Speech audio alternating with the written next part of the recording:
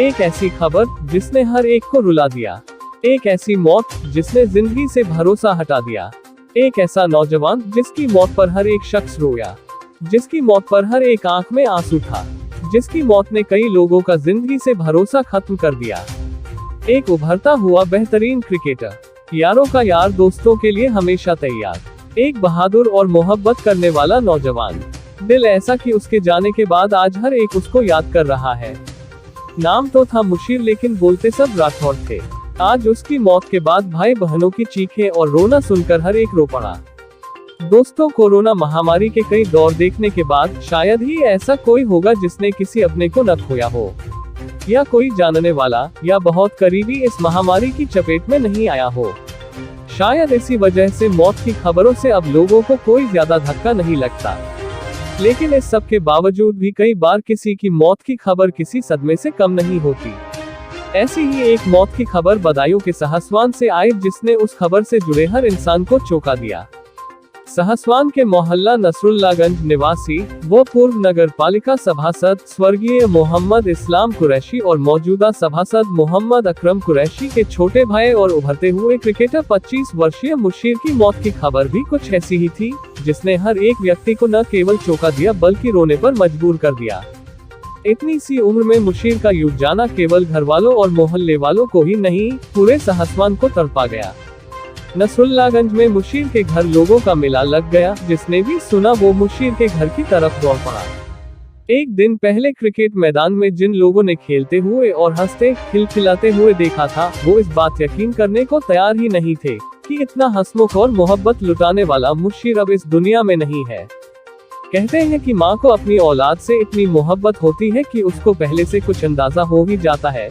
उन्होंने उसके सभासद भाई को 2 बार कॉल की थी कि मुझे मुशीर की तबीयत कुछ ठीक नहीं लग रही, इसे डॉक्टर को दिखा दो, जबकि वो बिल्कुल ठीक था। भाई अकरम का कहना था कि जब अम्मी ने दोबारा कॉल की तो मैं इसको ढूंढने निकला तो ये मुझे देखकर छुप गया कि ये मुझे डॉक्टर के ले जाएंगे, जबकि मैं तो बिल्कुल ठीक हूँ।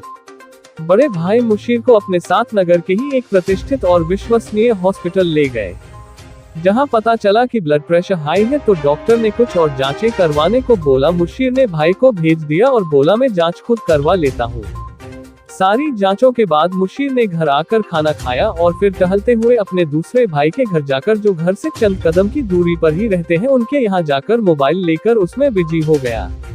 कुछ मिनट ही बाद मुशीर अचानक नीचे गिर पड़ा। देखते ही भाई और सब लोग तुरंत उसी हॉस्पिटल में ले गए, जहां पता लगा कि मुशीर को ब्रेन हेमरेज हो गया है और आधा शरीर पैरालाइज्ड हो चुका था। उसकी गंभीर हालत देखकर घर वाले फौरन एम्बुलेंस लेकर दिल्ली गए, जहां वो पहले अरविंद हॉस्पिटल गए, जहां डॉक्टरों ने बेड उपलब्ध नहीं होने की वजह से एडमिट करने से इनकार कर दिया। उसके बाद वो बराबर में जीबी पंत हॉस्पिटल गए, वहां भी डॉक्टरों ने बेड नहीं होने का बोलकर एडमिट करने से इनकार कर दिया। फिर किसी जानने वाले की मदद से बड़ी मुश्किलों से सफदरजंग हॉस्पिटल में भर्ती करवा पाए, जहां 56 बेड के वार्ड में ब्रेन हेमरेज के 107 मरीज थे। डॉक्टरों ने कोशिश तो की, लेकिन मुशीर को नहीं बचा पाए और मुशीर ने दोपहर लगभग 1 बजे दम तोड़ दिया। ये खबर जब सहसवान आई तो परिजनों में कोहराम मच गया और जंगल में लगी आग की तरह ये खबर पूरे सहसवान में फैल गई। हर एक आम व खास सच जानने को मुशीर के घर की ओर दौड़ पड़ा और सच्चाई जानकर मायूस हो गया। एक भी व्यक्ति ऐसा नहीं था जिसकी आंख में मुशीर के लिए आंसू न हो। मुशीर की जिंदादिली और हमेशा मुस्कुराने की आदत और लोगों के दिलों में मुशीर की मोहब्बत का ही असर था कि कुदरत ने जाते जाते भी उसकी ये मुस्कान उसके चेहरे पर बरकरार रखी। दिल्ली से मुशीर के मृत शरीर को वापस लाते वक्त किसी ने उसकी एक वीडियो बनाई, जिसमें आप भी देख सकते हैं कि किस तरह वो सबको रोता छोड़कर खुद मुस्कुरा रहा है। रात 8 बजे घर वाले जब मुशीर के मृत शरीर को लेकर जब सहसवान पहुंचे, तो एक बार फिर से कोहराम मच गया और लोगों का मेला लग गया। मुशीर सबका इतना चहेता था कि भीड़ के कारण रास्ते बंद हो गए थे। और वही हाल सुबह देखने को मिला, जब सब लोग मुशीर की अंतिम विदाई के लिए, उसको सुपुर्दे खाक करने के लिए घर से निकले। लोगों का कहना था कि किसी नेता की अंतिम विदाई में भी इतनी भीड़ नहीं होती जितनी मुशीर के जनाजे में थी, और जितने लोग मैयत के साथ थे उतने ही कब्रिस्तान में मुशीर का इंतजार कर रहे थे। एक शख्स जो शहर वीरान कर गया, सबसे दूर जाकर हर एक को परेशान कर गया। बोलना तो है कि टीम की संवेदनाएं और दुआएं घर वालों के साथ हैं। हालांकि ऐसे सदमों से उबरना आसान नहीं होता, फिर भी हमारी टीम की ये प्रार्थना है कि अल्लाह ईश्वर उनको धैर्य प्रदान करे और इस डैक की घड़ी से उबरने में सहायता प्रदान करे।